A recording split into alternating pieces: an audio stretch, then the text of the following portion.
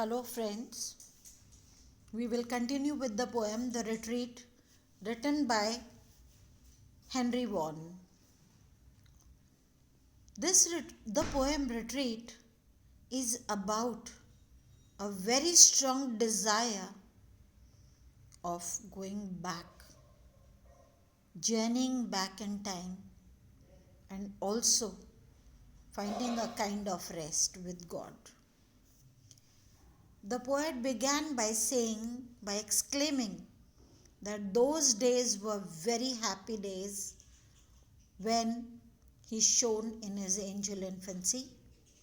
And before he understood this place, that is the world, which is destined for him to continue with the second race. The first race, which he began with the God, and now he should be continuing it on earth. Then he says, I want to go to that place even before, when my soul was taught to fancy nothing but only a white and celestial thought. So the childhood, the infancy is the time when he said that whatever he fancied, whatever he imagined was only a pure and a heavenly thought. And he had not even walked more than a mile or two from his first love, that is God. We begin now. And looking back at that short space, I can see a glimpse of his bright face. Already the poet has said that he has moved only a mile or two from God, and now he can very plainly look back at God.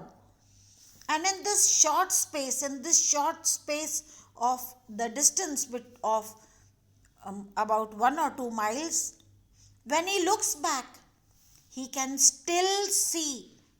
see the glimpse of his, used in big H, that is God's. So, in his infancy, he could see God's bright face. Because we all know that when we are infants, if at all we can remember the time, and if we cannot remember our own infancy, then if you look at infants, you will see that they are happy with everyone. They all generally smile at people. So he said that I could have the glimpse only of his bright face, because children imagine only goodness.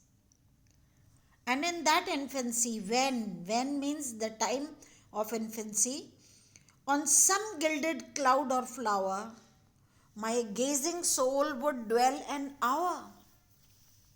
So children, since they cannot blink their eyes very frequently, so he says that beautiful age, that infancy of mine, when on some gilded is shining, covered, cloud or flower. Children, when they love anything, they can continue to gaze at it for a very long stretch of time. So what do the children generally look at? They either look at clouds, or they look at flowers. Clouds, a promise of rain, and flowers, a promise of maturity. So children, अभी आप इसको थोड़ा एक भावनात्मक दृष्टिकोण से देखिए.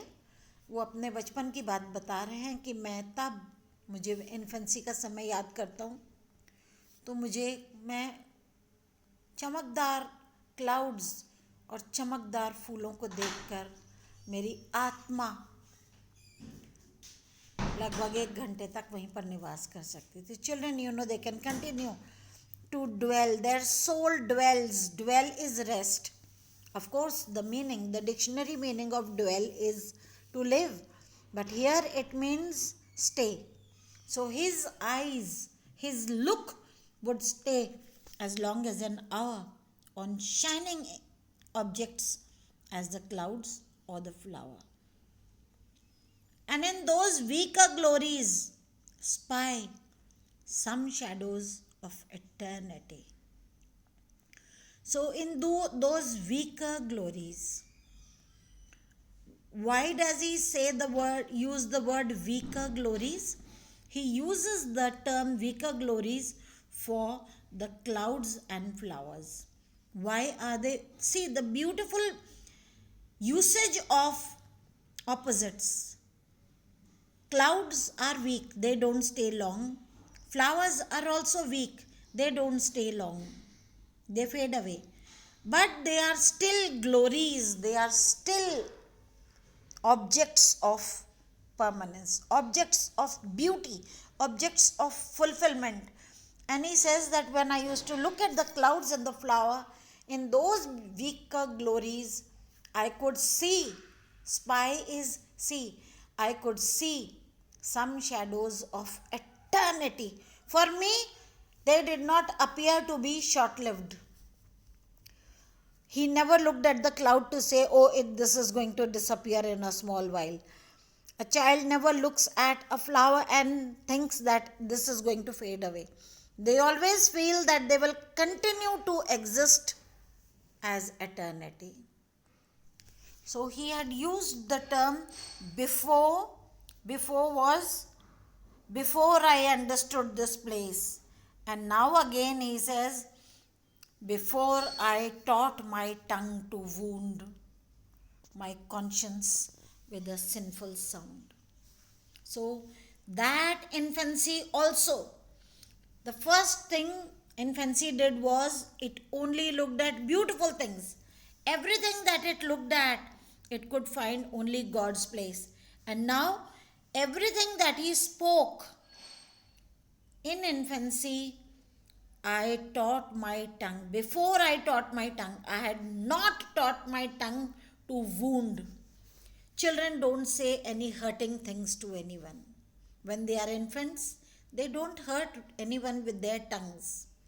So before I taught my tongue to wound my own conscience with a sinful sound, I never uttered that. That is why I wish to go back to my infancy, because at that time my tongue never uttered a word, never uttered a sinful sound, and did not wound my own conscience. Now, this is very beautiful. When we are grown and we make any sound that is a sinful sound, we think that we are wounding someone else's conscience. No, actually, we are wounding our own conscience.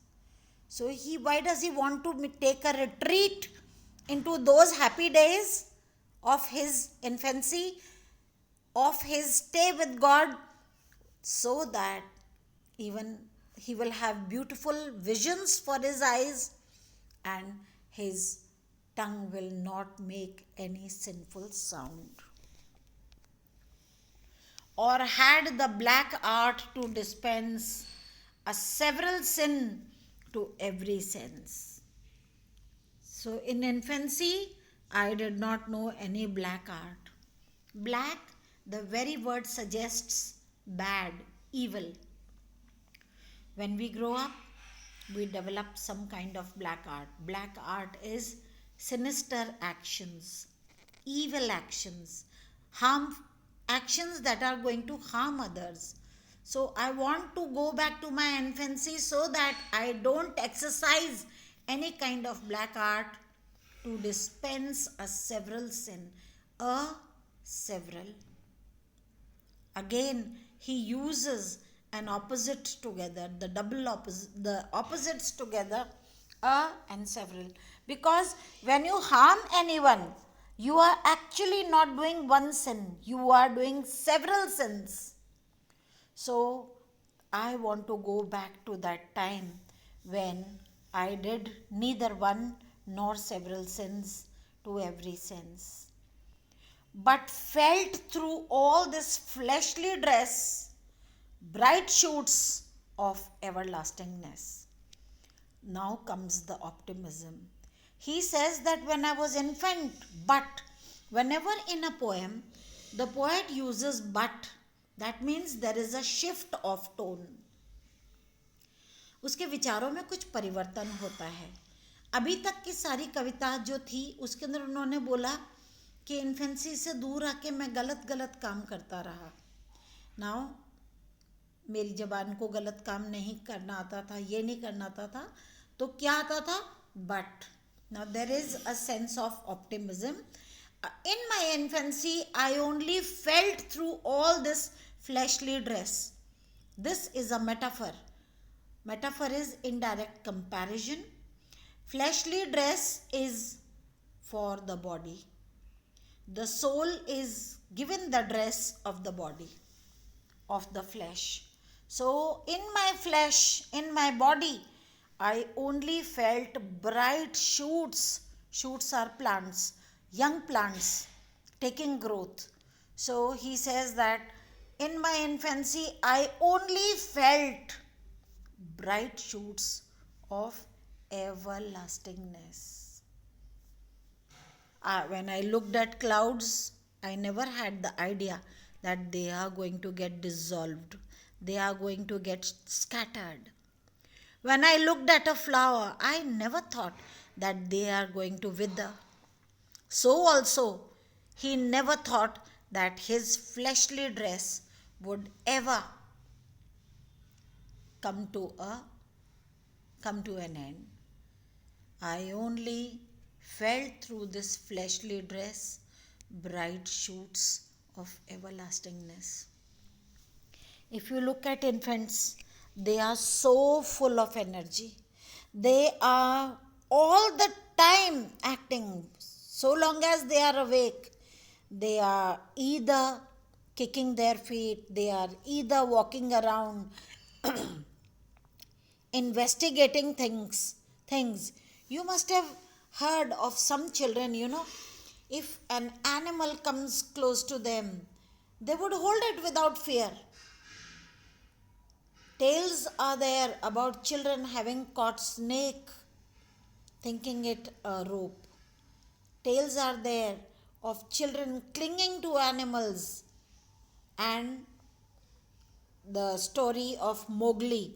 If you remember, that child slipped from the arm of a man and it lived with the wolves and it clung to a female wolf and grew up as a wolf himself.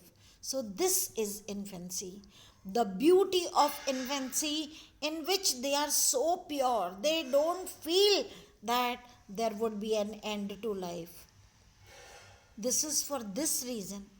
The poet has grown up and he is feeling, he has come to understand the wilder truths of life. And what is the biggest truth of life? Death is the biggest truth of life. We all have to die. So he says, I just wish to retreat, to go back to that age of my infancy when I was not very much far off from God, when every glimpse back could make me see his bright face. I could see God's bright face all the time. And I could gaze endlessly at flowers and clouds, and my tongue never uttered a word of harm to anyone, nor did I do an act. I never did any black art. That is an act that is harmful or injurious to others, and I did no sin. Because in doing one sin, it might appear that you have sinned only against one person, but the reach of that action could be very exhaustive, could go beyond your imagination and harm several people, and harm a person not for a moment, but it could be a permanent harmful act. That is why he says, I never saw evil, I never spoke evil, I never did evil. Only I felt in this fleshly dress of mine, in this body of mine, the shoots of everlastingness. I thought that I am going to exist forever.